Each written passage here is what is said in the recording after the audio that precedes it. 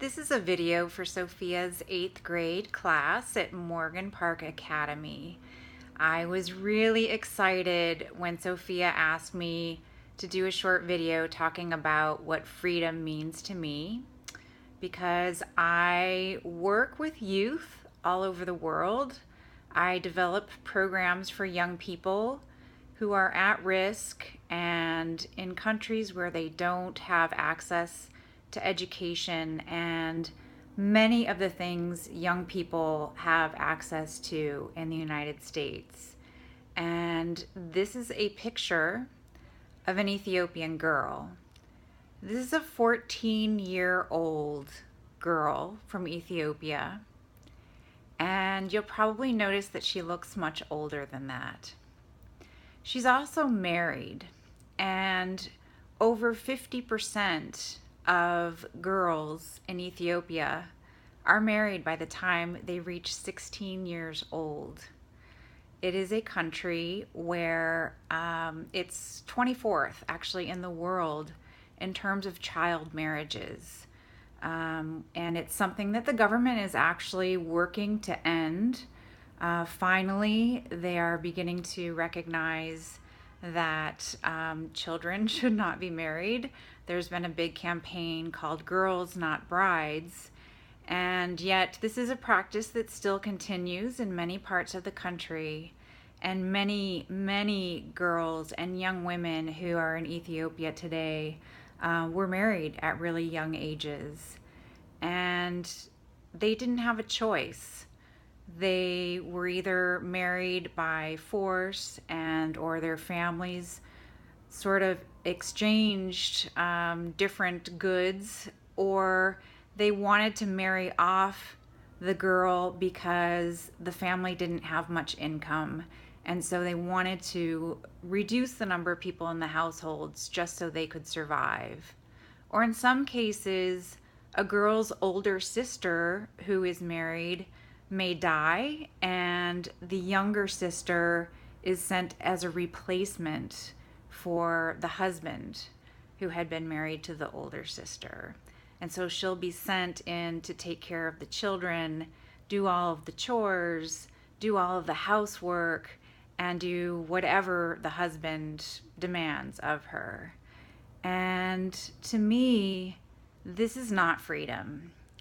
And that's what I wanted to share with you. I work in international development with youth programs, and I am very grateful for my own freedom as someone from the United States who would have never been able to do the kind of work that I do if I hadn't been born here and received the education that I did. And oh, sorry, I meant to apologize in advance because I'm really bad at this video stuff.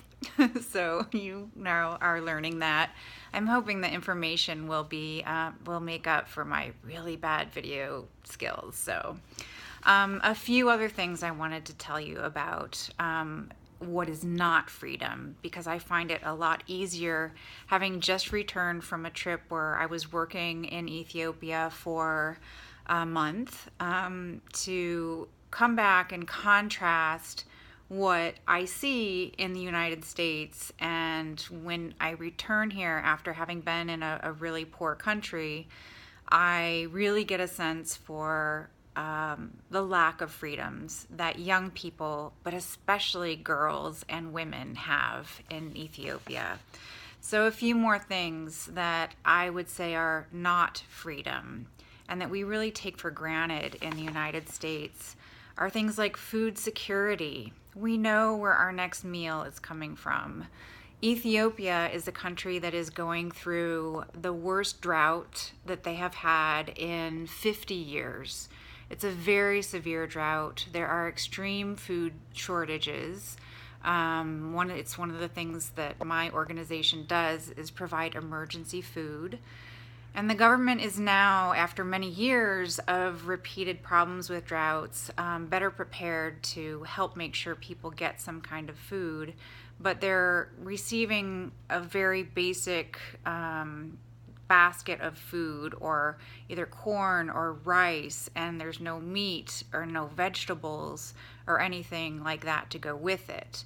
And they're also losing any kinds of vegetables that they were growing, and livestock, animals, cows are also dying because there's no water, and obviously they need water to stay alive. And that's another thing that is not freedom. Imagine every time that you fill your bathtub with water and take a nice hot bath or a hot shower.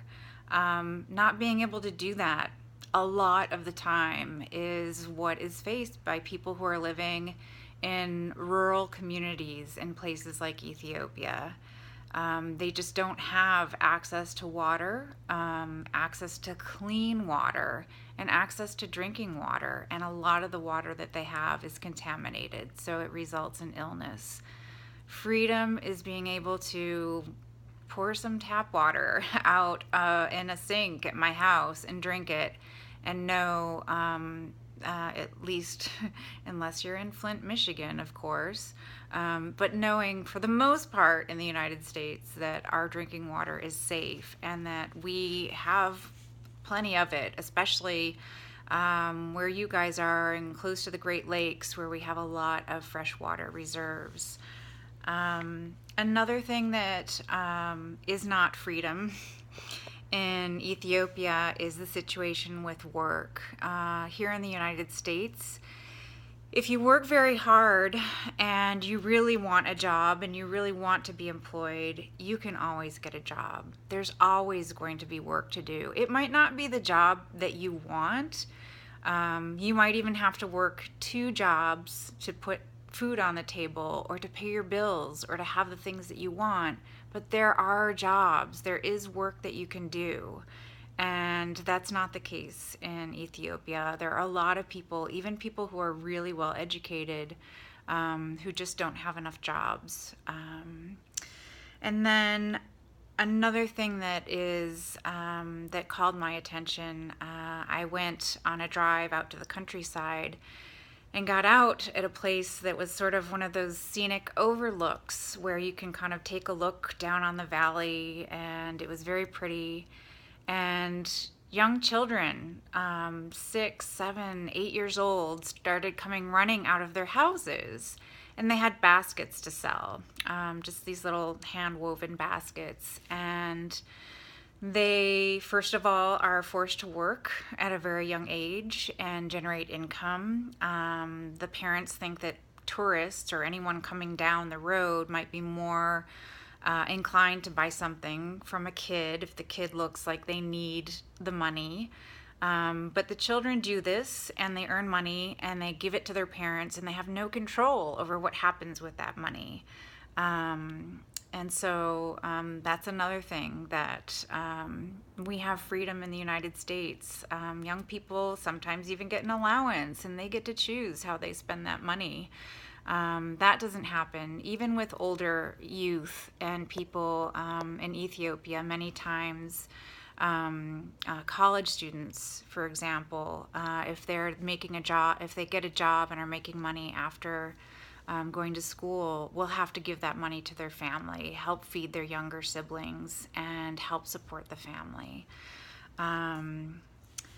The other thing that I think is really important is in terms of girls and rights and education and knowledge, there's really not much training in terms of reproductive rights and things like your menstrual cycle. Sorry, boys. But girls learn about this in the United States, and they can learn and have reliable knowledge about what happens when your period starts and what to expect and what it means and how to deal with it.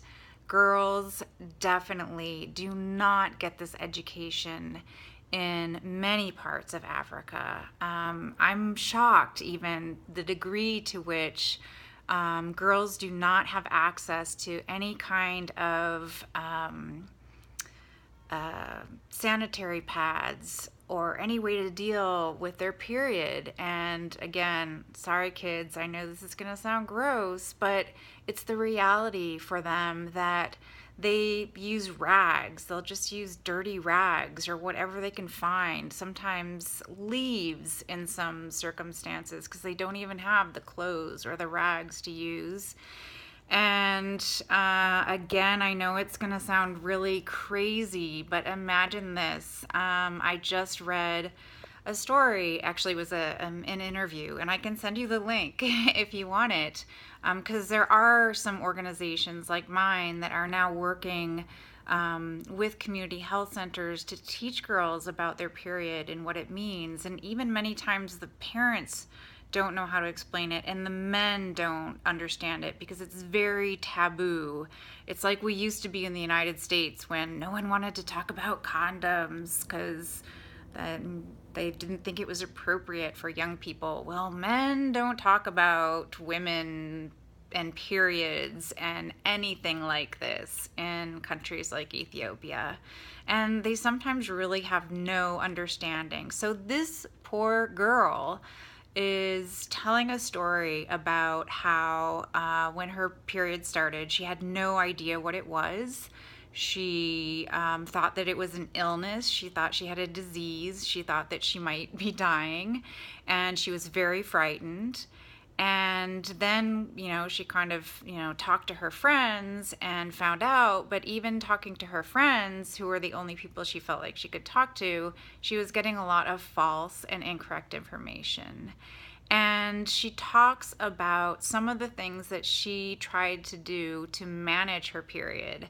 And again, here we are. Imagine this. Get your oatmeal out in the morning, put it on a plate, dry it out, and then try to use that as a sanitary pad to absorb the blood. I know, right? So she talks about trying to use porridge, dried porridge, in her underpants as a way to absorb the blood because she didn't have access to sanitary pads, which many girls today don't have, and that's a reason why they miss so much school.